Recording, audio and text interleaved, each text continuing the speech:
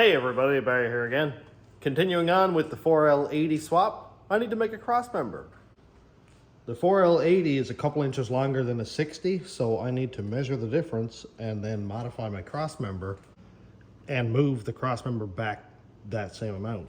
Here I've got my measuring tape, and the bolt holes for the cross member I would say are right at, I'll say 27. And out here in the 4L60 parts pile, I'm going to measure from the bell housing, we are at, what are we going to call that, 24.5. Actually measuring from the side of the bell housing back, it looks like it's right on 24, so that's good. So we got to move it back 3 inches. It's not really that big of a deal. One thing I should probably mention is that this mounting pad is level with the bottom of the transmission, and it's the same on the 60. So I don't have to change the height of the cross member at all. And we can see right here that the cross member right here has about an 1/8 inch plate where the transmission bolts on. So as long as it's the same height as this, I just need to move it back 3 inches. One big difference that's going to make space constraints for me is on the 4L60, the back of the pan right here ended at 22 inches. And here on this one, it's ending at 26. So this pan is 4 inches back further. So that rules out being able to just bolt this cross member in and add an extension plate, because the 80 pan will hit this. Future Barry here. I just realized that you absolutely can use this cross member. You just need to use like a 3-inch piece of angle iron and kind of extend it back. But whatever. Sneak preview. I've seen lots of pictures on forums where guys will slice the middle out of the cross member and move the whole thing back and weld in plates and stuff. That's fine. I'm sure it works fine, but I'm not going to do it. Just to see how much room I have, I've got Desperado up on the lift, and it looks like we're going to do okay. This has a 4L60 in it right now, of course, and here's the stock cross member. So I think what I'm going to do is grab some, say, 1.5 inch inside pipe, the black iron 3/16 or whatever you call it, and drill straight through here, and then drill through here. This skid plate won't be there, so drill through right there, and then have it come back the 3 inches and go across with pipe, and then put a flange on it. That way I get rid of this big honking chunk of metal here, and I can weld here, I can weld on the front side where it protrudes through, and then I'll have just a nice pipe come across here that this mount can bolt to. I think it'll work out pretty cool. If anything, it'll just weigh a little bit less, which is never a bad thing. As long as my mounting pad is level with this one and 3 inches back, we're in good shape. So I'm going to mark off here where the cross member starts, where the frame comes out, and this goes in between, I mean to say. And that one's about right there. So that'll give me some extra room. And I'm going to cut the whole center chunk out.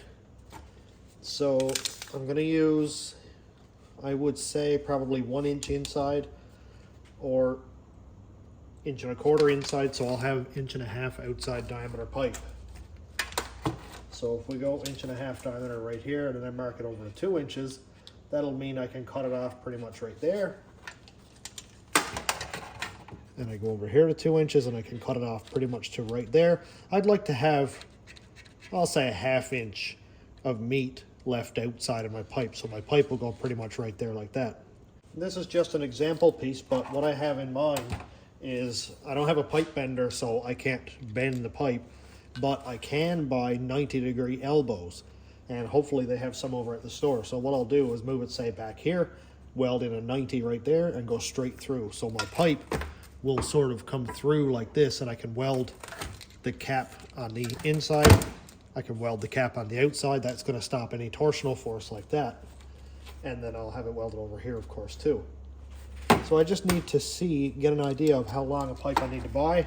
It sells by the foot, so if I need 2.5 feet, obviously I'll buy 3. I know that my holes need to be 3 inches back, so I will measure from 3 inches back. And the hole is 1.25 inches, so if I go 3 inches back and then an extra 3/4, that should give me room. So 3 inches back is right here, and then I'll just go to 4 just to make sure I have extra room. Then I can measure from the end of the cross member out to there is 6 inches. So if I buy 6 inches a foot, and from here to right here is 21 inches. So yeah, I can go ahead and buy 2 feet, and I should have a couple inches left over minus cuts. So that would be 1 foot, 3 feet total, and 2 elbows, and that should do it. I apologize if that was really convoluted and confusing. I'm just working through it in my head. To make this as consistent as possible when I drill the holes, I've got this piece of flat bar put up against the cross member, and I'm going to put my ruler over until it touches this sleeve here. And then I'm going to go at the 1.5 inch mark and dimple that a bunch of times. That way it'll give me the thickness of this ruler away and 1.5 inches from where it touches the sleeve, and I can duplicate that. So that should give me, that should leave me in good shape. So that is right there, and that's pretty much where it'll be from the top. So that looks good. Now, as you can see, I only got 45s. I'm either going to have to weld 2 45s together, because that's just all they had, or I can do a 45, a piece coming out, and then another 45 here to move it back a little bit, which is actually not that bad of an idea. So I have adjustment in and out here with the pipe that I'm going to weld, you know, through there, and then I've got adjustment this way, so I can really fine tune where that bar is going to be. It would have been better, yes, if I had one straight 90. It would have been a lot shorter, like probably that long, but I'm just working with what I have here. All right, after spending my whole lunch break going back and forth to the store because I kept buying the wrong stuff, I think I have it. So I have these pieces here, and this hole saw looks like it should work pretty well. It may not be absolutely perfect. If I need to ream it out a little bit, I do have those burr bits, so I can use that. Yeah, man, I think that's going to be good. Sweet. Just a couple of minutes with the hole saw and the carbide burr. We have success. Look at that, man. That's going to be super cool. And basically what I'm going to be doing now is kind of weld it on like that. And well, I'll weld this to the pipe first, have it fully welded, grind it, just make sure it looks clean, and then I'll be able to kind of move it in and out like that to get it where it needs to be, and then I'll weld the pipe to the cross member on the inside and outside. And just for a factory look, I'll make my sleeve look like this, where I'll leave it, you know, out a little bit. That's gonna be sweet, dude. Now, the cross member is upside down right now, but my bolt holes need to be 3 inches back. So I think if I did it like this, where I weld the 2 45s together to make a 90, I think that'll give me pretty much the distance that I need. And I can weld my plate onto the sort of inside, and like there's lots of room back here. There's no worries about hitting the transfer case or anything like that. And if I need to, I can, you know, angle it up like this, turn that one like that, so that I can make it whatever angle that it needs to be. And this is actually a little better than having the 90, because I can, you know, change the angle and the rotation just to make sure that it's perfect. What I kind of have in my mind right now, and it's going to take a little visualization, is this is, I'll say, 1/4 inch from the top of the plate. Then I've got another 1/8 inch right there. So if I take this piece of flat stock and I sort of cut it, say here, straight down, and here I take a corner out of it, I'd be able to weld it. Now it's going to be across here like this, obviously, but weld it to that pipe at the angle and the height that I need. And then that'll be here pretty much like that, and you can see that it's basically the perfect width so that I could cut the slotted holes in it. And then obviously after this is all done and welded, we'll just cut the center out of this cross member and that'll all just go away. And I could also cut 2 bigger holes on the bottom so that I can get a socket up through there. I feel like that would be kind of a decent looking thing. But I'll focus first on making this loop back here. All right, I think it's a little easier to visualize on the floor here. So if I make my pipes into a 90 there like that, and I put this one at the same height, my cross section is actually not bad. Not bad at all. I'd be able to weld it at the right angle that I want, and I could even make a cap to go along right here, cap this in so stuff can't get in there and, you know, fill it full of junk. And I don't know, maybe I could cut it off here and make like a triangular looking section. This isn't finite, it doesn't have to be what I actually use, but I think it would look kind of cool. I think it would work just fine. I made my 2 45s into 90s, and that looks like it worked out nice. And then I chopped off the short sections of pipe, and I just have these 2 pieces of square stock here so that I can make that square this way, that one square that way. Now I can go measure between. I've made the mistake before of just kind of eyeballing the angle of these pipes, and then I measure it and it's a 1/4 inch too short or a 1/4 inch too long, and then that just never works out. All right, so I'm just gonna go and put that one there, and I have 16 1/4, so I'm gonna cut off 16 3/8 just to make sure I have enough. And here is my pipe, just cut that off. And it looks like, look at that. That's why I always leave just a little bit extra meat. Look at that, man. Oh yeah, that looks cool.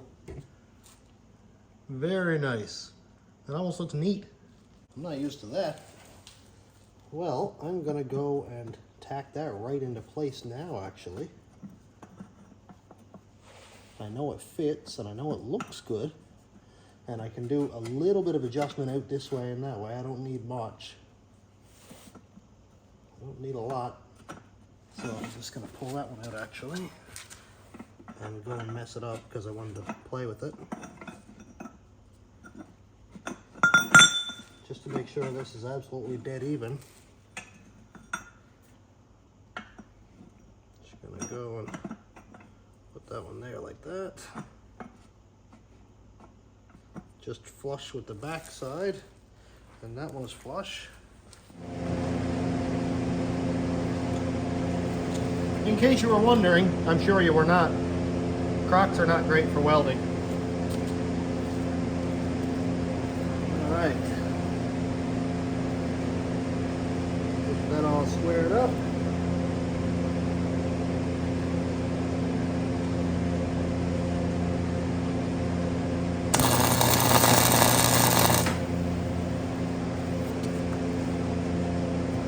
That one's squared up.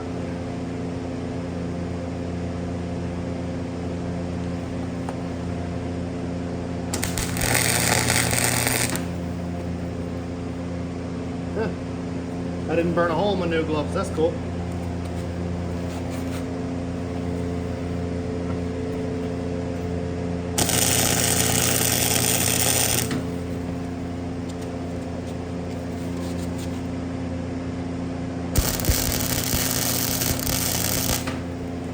I'm gonna let that cool down, go home and get some OSHA approved boots.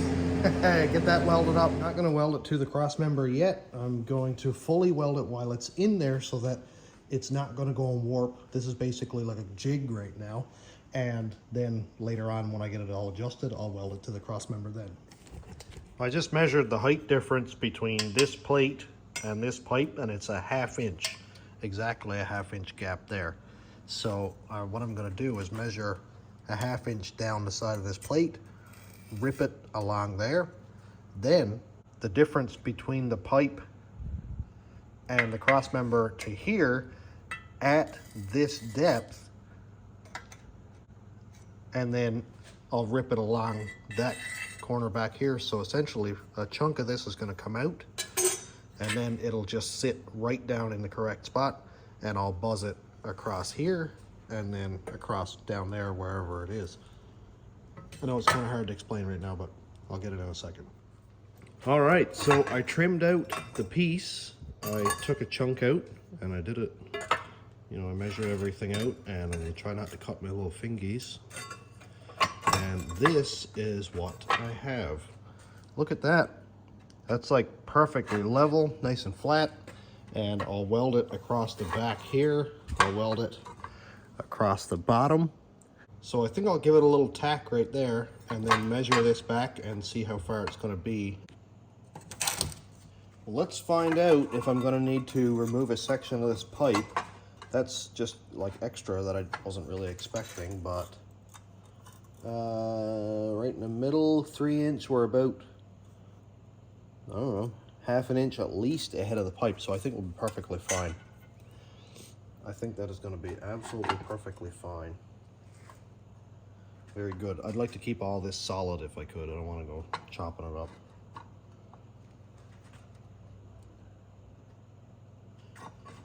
Actually, you know what?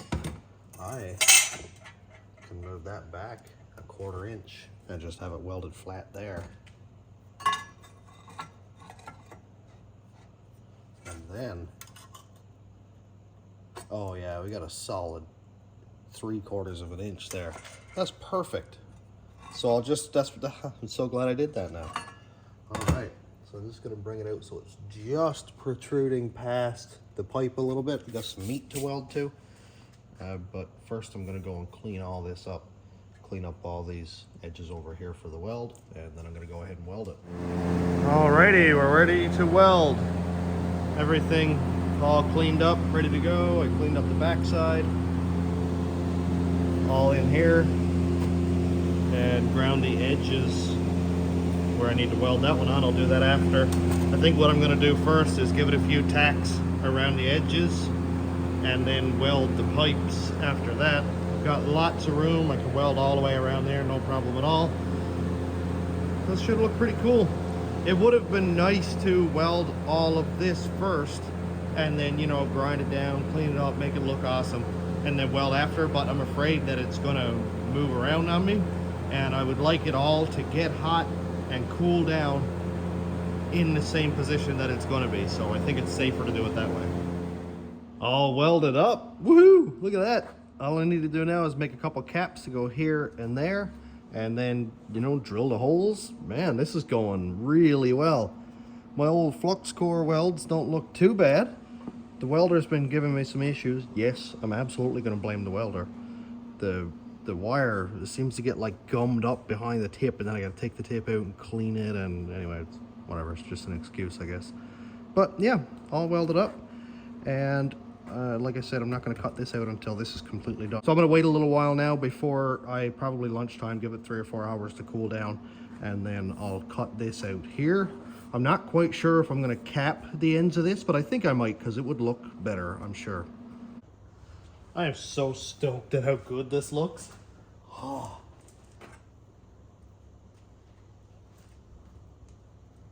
Now, if I could just find anything, that'd be cool too.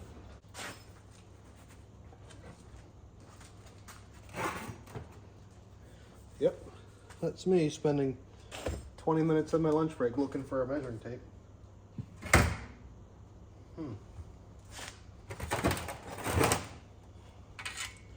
That I just had 5 minutes ago. All right, well, this is not the one I had earlier, but that's okay. I'm gonna go right to the 50 mark there and give it a scratch.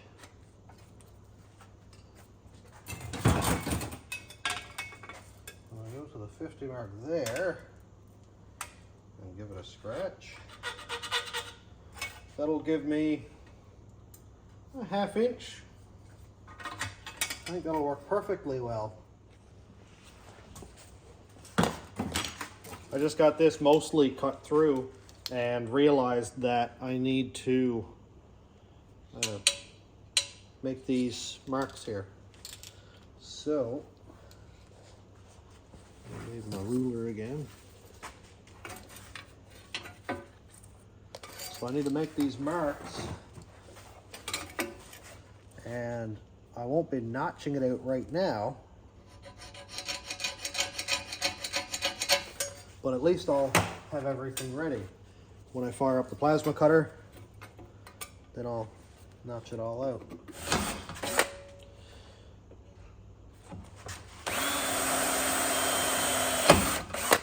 There's that one. And that's my 2 holes drilled center. And later on when I'm ready, I can notch this out. We're cut all the way through. Let's see what it looks like. Oh, look at that. What a great fit. It didn't like deflect in, it didn't deflect out. Just popped right out. Wicked. Now that actually looks pretty cool. I'm perfectly happy with that. You can see here on my plates on the side, obviously it's still square, and I need to clean up the edges and stuff when I weld them, but that'll come now. Now I got the center cut out. Great. Dude, I love the way that looks. I went ahead and drilled out these 2 holes with the hole saw. The head of the nuts for the cross member or the transmission mount are only 15 millimeter. And here's a nice thick wall impact 15 millimeter. We got lots of room. Look at that. So whether the nut is right here or whether it's up there a little bit, back toward the front, we got lots of room, lots of wiggle room. That'll be perfect. And I've decided I'm gonna keep this open, mainly because of water, dirt, entrapment, and all that stuff. I don't want it to be collecting anything inside of there. And yeah, I think it'll look kind of cool open like that anyway. If I do decide that I hate it, well, I'll plug it then. The only thing that I have left to do now, after I've already welded all this here, is of course to elongate the holes in the top there.